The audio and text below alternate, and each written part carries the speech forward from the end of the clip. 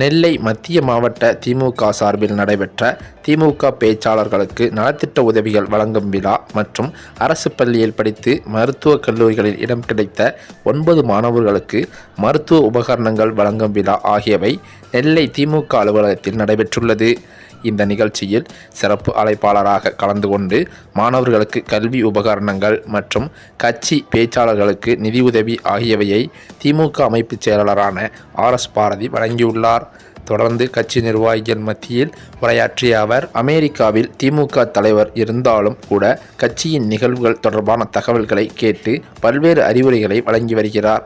அமெரிக்காவில் இருந்தாலும் தொண்டனையும் கட்சியையும் பற்றி சிந்திக்கக்கூடியவர்தான் நம்முடைய தலைவர் என்று அவர் கூறியிருக்கிறார்.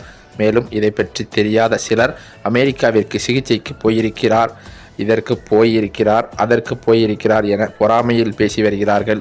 திமுகவை பார்த்து எல்லோரும் பொறாமைப்பட ஆரம்பித்து விட்டார்கள். நாளுக்கு நாள் ஆட்சிக்கு பெருமை கிடைத்து வருகிறது. எங்கு பார்த்தாலும் திமுக கொடி பட்டொளி வீசி பறந்து வருவதை பார்த்து பொறுத்து கொள்ள முடியாமல் சிலர் நாளுக்கு நாள் அறிக்கையை விட்டு கொண்டிருக்கிறார்கள். கட்டுக்கோப்பான இயக்கம் இந்த திமுக. தலைவர் ஒரு அறிக்கை விட்டால் கூட கட்சியில் உள்ளவர்கள் கிடுகிடுவென ஆடும் நிலை தற்போது உள்ளது. கருத்து கணிப்பில் கூட 100க்கு 71% மு.க. ஸ்டாலினுக்கு மக்கள் ஓட்டு போட தயாராகிவிட்டார்கள் என்றுதான் தெரியப்படுத்தி வருகிறது. கட்சியில் உள்ள கவுன்சிலர்கள், அமைச்சர்கள், நிர்வாகிகள் செய்யும் சிறு சிறு தவறுகள் தான் முதல்வருக்கு எதிராக 29% எதிர்ப்பை கொடுத்துள்ளது.